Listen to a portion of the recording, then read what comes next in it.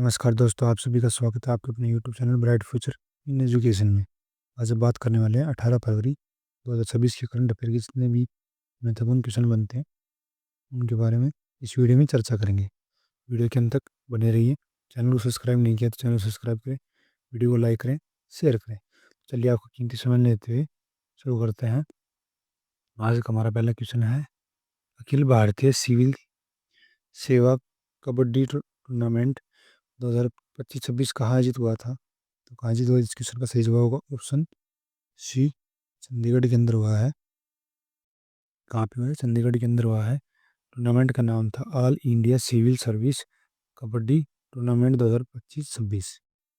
आयोजक करता है खेल विभाग, चंडीगढ़ प्रशासन, सी CSCSB। स्थान है sports complex sector Biyani, Chandigarh है। टूर्नामेंट तिथि है 9 फरवरी से 14 फरवरी 2026। फाइनल परिणाम है इसके, महिला वर्ग विजेता है राजस्थान सचिवालय। राजस्थान ने फाइनल में पंजाब को 32-24 से हराया है। पुरुष वर्ग में पंजाब और राजस्थान शीर्ष टीमों में रहे हैं। नेक्स्ट क्वेश्चन है, हाल ही में सुप्रीम कोर्ट ने हरियाणा सरकार की किस परियोजना पर रोक लगा दी है? तो किस परियोजना पर रोक लगा दी सुप्रीम कोर्ट ने? तो ऑप्शन डी, अरावली जंगल सफारी प्रोजेक्ट के ऊपर रोक लगा दी है। सुप्रीम कोर्ट ने अरावली जंगल सफारी परियोजना पर रोक लगाई हुई है। DRP जमा करने की अनुमति भी नहीं दी क्योंकि अरावली पर्वतमाला की कानूनी परिभाषा अभी स्पष्ट नहीं है। यह परियोजना गुरुग्राम नूह जिले में प्रस्तावित थी और इसे दुनिया की सबसे बड़ी जंगल सफारी के रूप में परिभाषित किया जा रहा था। सरकार ने परियोजना का क्षेत्रफल 10,000 एकड़ से घटाकर 3,300 एकड़ किया था, लेकिन कोर्ट ने एक्सपर्ट कमेटी को रिपोर्ट आने तक की किसी भी निर्माण पर रोक लगा दी है। नेक्स्ट क्वेश्चन है, स्पोर्ट्स टैलेंट स्कॉलरशिप योजना, स्पोर्ट्स टैलेंट स्कॉलरशिप स्कीम योजना किस विभाग द्वारा शुरू की गई है? तो क्वेश्चन का सही जवाब होगा option A, Chandigarh administration sport department के द्वारा की गई है। यह योजना चंडीगढ़ एडमिनिस्ट्रेशन के स्पोर्ट डिपार्टमेंट द्वारा शुरू की गई है। योजना का उद्देश्य खिलाड़ियों को आर्थिक सहायता और प्रोत्साहन कर देना है। स्कॉलरशिप राज्य स्तरीय स्टेट लेवल प्रतियोगिता के पदक विजेता खिलाड़ी के लिए है। पात्र खिलाड़ी होंगे फर्स्ट, सेकंड, थर्ड स्थान प्राप्त करने वाले खिलाड़ी हैं। मानदेय अवधि है 1 अप्रैल 2024 से 31 मार्च 2025 तक मानदेय है। स्कॉलरशिप राशि सीधी खिलाड़ियों के बैंक खाते DBT के माध्यम से भेजी जाएगी। राष्ट्रीय स्तर पर टॉप खिलाड़ियों को 1 लाख रुपए, ये 75,000 और 50,000 तक प्रोत्साहन दिया जाएगा। फर्स्ट को 1 लाख, सेकंड को 75,000, फर्स्ट को 60,000 रुपये, सॉरी थर्ड को 50,000 रुपये दिए जाएंगे प्रोत्साहित राशि। ये योजना UT चंडीगढ़ के खिलाड़ियों के लिए लागू है। नेक्स्ट क्वेश्चन है, जन AI रेडी नारी अभियान किस जिले में चलाया जा रहा है? इस क्वेश्चन का सही जवाब कुरुक्षेत्र के अंदर, बी ऑप्शन क्वेश्चन का सही जवाब है। जन AI रेडी नारी एक महिला सशक्तिकरण और डिजिटल स्किल अभियान है। ये अभियान कुरुक्षेत्र हरियाणा में चलाया जा रहा है।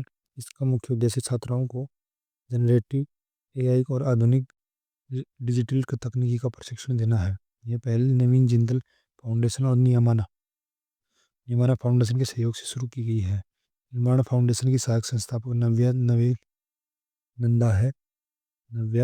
नवेली नंदा है। अब तक 500 से अधिक छात्राओं को प्रशिक्षण दिया जा चुका है। छात्राओं को डिजिटल टूल्स, इंडस्ट्री एक्सपोज और कॉरपोरेटिव वर्क कल्चर से परिचित किया जा रहा है। कार्यक्रम कई कॉलेजों और IIT संस्थाओं में चलाया जा रहा है, जैसे RKSD college, government IIT Kurukshetra university स्थान आदि में चलाया गया है। नेक्स्ट क्वेश्चन है, हरियाणा खेल मंत्री गौरव गौतम ने किस विषय पर आधारित पुस्तक का विमोचन किया है? इसी गौरव गौतम ने किस विषय के आधारित विषय पुस्तक पर विमोचन किया? इसके सही जवाब ऑप्शन सी, संदीप आर्य के सूर्य नमस्कार विश्व रिकॉर्ड पर आधारित पुस्तक का विमोचन किया है। हरियाणा सरकार हरियाणा के खेल राज्य मंत्री गौरव गौतम ने चंडीगढ़ में एक पुस्तक का विमोचन किया है। यह पुस्तक योग खिलाड़ी संदीप आर्य की उपलब्धि पर आधारित है। संदीप आर्य हरियाणा के हिसार जिले के फरीदापुर गांव के निवासी हैं। उन्होंने गुजरात के मोढेरा सूर्य मंदिर में लगातार 37 घंटे सूर्य नमस्कार करके विश्व रिकॉर्ड बनाया है। उन्होंने करीब 20,000 सूर्य नमस्कार किए हैं। उनकी इस उपलब्धि पर पोलैंड के वैज्ञानिक ने शोध किया है कि जिस योग के विज्ञान शक्ति सुदोई है। संदीप आर्य के नाम गिनीज वर्ल्ड रिकॉर्ड सहित कई रिकॉर्ड भी दर्ज किए गए हैं। हरियाणा सरकार ने स्कूलों और कॉलेजों में सूर्य नमस्कार अभियान लागू करने का निर्णय लिया है, यानी फैसला लिया है। इस पुस्तक का उद्देश्य युवाओं को योग श्वास जीवन शैली के लिए प्रेरित करना है। नेक्स्ट क्वेश्चन है, प्रधानमंत्री नरेंद्र मोदी ने पीएम ई बस सेवा स्मीच के तहत चंडीगढ़ की इलेक्ट्रिक बसों का उद्घाटन किया है। इस क्वेश्चन का सही जवाब ऑप्शन सी 25 बसों का उद्घाटन किया है। प्रधानमंत्री नरेंद्र मोदी ने 14 फरवरी 2026 को चंडीगढ़ के लिए 25 इलेक्ट्रिक बसों का उद्घाटन किया है। ये बसें पीएम ई बस सेवा स्कीम के तहत दी गई है। उद्घाटन गुवाहाटी के बड़चली में किया हुआ है। सेक्टर 43 बस स्टैंड पर उद्घाटन कार्यक्रम में गुलाब चंद कटारिया चंडीगढ़ प्रशासक हैं जो मौजूद थे। बस से लो फ्लोर एसी और दिव्यांग फ्रेंडली भी है। एक बार चार्ज करने पर बस लगभग 224 किलोमीटर तक चल सकती है। बस में सीसीटीवी कैमरे और पैनिक बटन सुरक्षा के लिए लगाए गए हैं। शुरुआत में बस ISBT 43 से IT पार्क कन्वेंशन से माता मनसा देवी रूट पर चलेंगी। प्रशासन का लक्ष्य है 2026 तक 180 ई बसें और 2027-28 तक पूरी तरह डिजिटल हर 10 इलेक्ट्रिक बस पहुंचे। नेक्स्ट क्वेश्चन है, पंडित दीनदयाल उपाध्याय महाप्रशिक्षण अभियान 2026 का आयोजन कहाँ किया गया था? इस क्वेश्चन का सही जवाब होगा ऑप्शन डी, सूरजकुंड फरीदाबाद के अंदर किया गया है।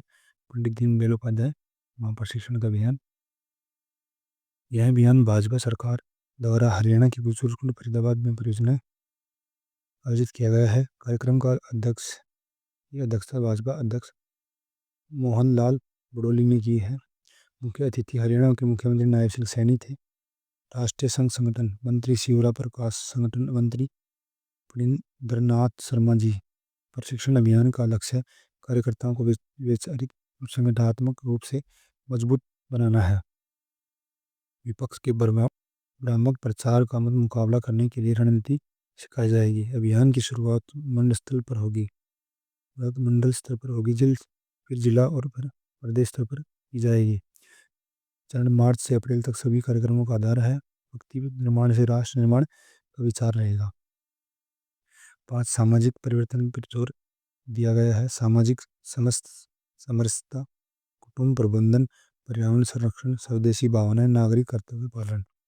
नेक्स्ट क्वेश्चन है, पीएम सूर्य घर मुफ्त बिजली योजना के लिए हरियाणा सरकार ने किस समिति का गठन किया है? तो पीएम सूर्य मुफ्त बिजली घर के लिए हरियाणा सरकार ने किस समिति का गठन किया? इस क्वेश्चन का सही जवाब ऑप्शन ए, राज्य स्तरीय समन्वय समिति SLCC के गठन किया है। हरियाणा सरकार ने पीएम सूर्य घर मुफ्त बिजली योजना के लिए राज्य स्तरीय समन्वय समिति का बनाई है।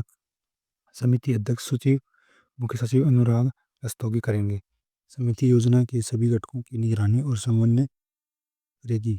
ऊर्जा, आवास एवं शहरी कार्य और ग्रामीण विकास विभाग के वरिष्ठ अधिकारी शामिल हैं। UHBVNL और DHBVNL के MD और CEO भी समिति के सदस्य होंगे। बिजली विभाग है दक्षिण हरियाणा और उत्तरी हरियाणा बिजली विभाग नियंत्रण निगम लिमिटेड है। राज्य स्तरीय बैंक समिति के अध्यक्ष को भी सदस्य बनाया गया है। नवीकरणीय ऊर्जा के महानिदेशक विशेष आमंत्रित सदस्य होंगे। सभी समिति सरकारी भवनों स्टाफ सोलर प्लांट लगाने की कार्य योजना है। नेक्स्ट क्वेश्चन है, दिव्यांग कला मेला 2026 कहाँ आयोजित किया गया है? तो इस क्वेश्चन का सही जवाब ऑप्शन सी, चंडीगढ़ के अंदर किया गया है। इवेंट्स का नाम है 29वां दिव्यांग कला मेला। स्थान है प्रदर्शनी ग्राउंड सेक्टर 34 चंडीगढ़ के अंदर है। तिथि 13 फरवरी से 21 फरवरी 2026 तक रहेगी। समय सुबह 11 बजे से लेकर रात के 9 बजे तक है। उद्घाटन केंद्रीय मंत्री डॉक्टर वीरेंद्र कुमार ने 14 फरवरी को किया था। आज जो करता है सशक्तिकरण विभाग DFPWD के अंतर्गत आता है।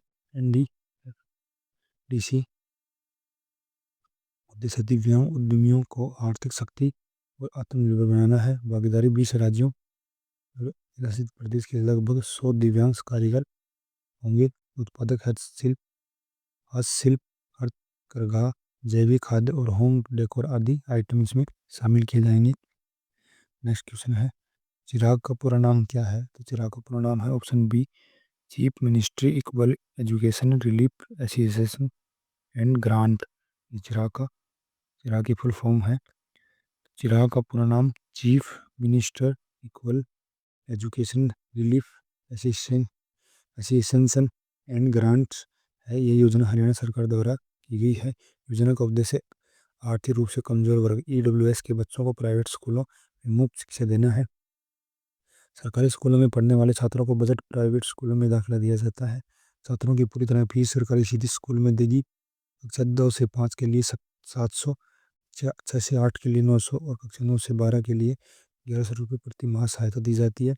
योजना के लिए परिवार की वार्षिक आय 1,80,000 उससे कम होनी चाहिए। छात्रों को पिछले वर्ष सरकारी स्कूलों में पढ़ना और पास होना जरूरी है। लाभार्थी छात्र हरियाणा का निवासी होना चाहिए।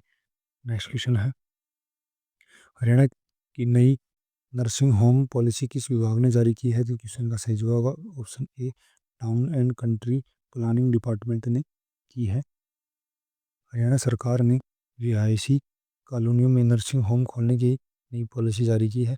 Policy town and country planning विभाग DTCP ने लागू की है। उद्देश्य घर के आसपास स्वास्थ्य सुविधाएं देना, मोहल्ला क्लिनिक मॉडल। नर्सिंग होम केवल क्वालिफाइड डॉक्टर्स MBBS या आयुष खोल सकता है। मेडिकल काउंसलिंग, आयु काउंसलिंग और AIM में रजिस्ट्रेशन जरूरी है। एक सेक्टर में अधिकतम 4 नर्सिंग होने की अनुमति है। केवल नर्स सर्विस रोड पर सर्विस होम खोल सकते हैं। अंदरूनी सड़क पर सिर्फ एक नर्सिंग होंगे। कॉलोनी में पानी, सीवर और कंप्लेशन सर्टिफिकेट होना जरूरी है। ऑक्यूपेशन सर्टिफिकेट और सील जरूरी है। बायोमेडिकल वेस्ट के लिए पोल्यूशन कंट्रोल बोर्ड की मंजूरी भी जरूरी है। नेक्स्ट क्वेश्चन है, हाल ही में हरियाणा सरकार इस विशेष परिषद का गठन करने वाला पहला राज्य बन गया है। क्वेश्चन का सही जवाब option B, industrial labour friendly counselling का बन गया है। इंडस्ट्री लेबर, हरियाणा सरकार ने इंडस्ट्री लेबर फ्रेंडली काउंसलिंग का गठन किया है। पहली बैठक 12 फरवरी 2026 को चंडीगढ़ में हुई है। बैठक की अध्यक्षता मुख्यमंत्री नायब सिंह सैनी ने की है। मुख्य एजेंडा है विकसित उद्योग, विकसित श्रमिक है। उद्देश्य easy of doing business, easy of living सीमित संतुलन है। हरियाणा इस तरह की परिषद बनाने वाला देश का पहला राज्य बना है। 25 दिसंबर 2025 को एक विशेष पोर्टल लॉन्च किया गया है। पोर्टल का उद्देश्य औद्योगिक क्षेत्र से बाहर चल रहे MSME का पंजीकरण, लगभग 2 लाख नियमित रेगुलर किए जाएंगे। श्रमिकों के लिए सस्ती डॉर्मेट्री बनाई जाएगी। SCI अस्पतालों को रियायती दरों पर जमीन दी जाएगी। जगह की कमी वाली जिलों में मल्टीवेल पार्क बनेगी। जगहों पर पार्किंग जिलों में मल्टी पार्किंग बनेगी। HSV और HSIIDC के बीच प्लॉट ट्रांसफर समस्या का समाधान किया जाएगा। नेक्स्ट क्वेश्चन है, हरियाणा महामारी रोग संशोधन अधिनियम 2024 के तहत डेंगू, मलेरिया आदि मामलों में रिपोर्ट कितने समय में करनी होगी? इस क्वेश्चन का सही जवाब, ये क्वेश्चन का आंसर आपको कमेंट बॉक्स में देना है। 24 घंटे, 48 घंटे, 24 घंटे, 12 घंटे, 72 घंटे के अंदर कितने घंटों में ये रिपोर्ट ज़्यादा समय पर भेजनी होगी, जारी करनी होगी? तो इस क्वेश्चन का ऑप्शन आप कमेंट बॉक्स में दीजिए। आज के लिए इतना ही, मिलते हैं फिर कल नई करंट अफेयर के साथ।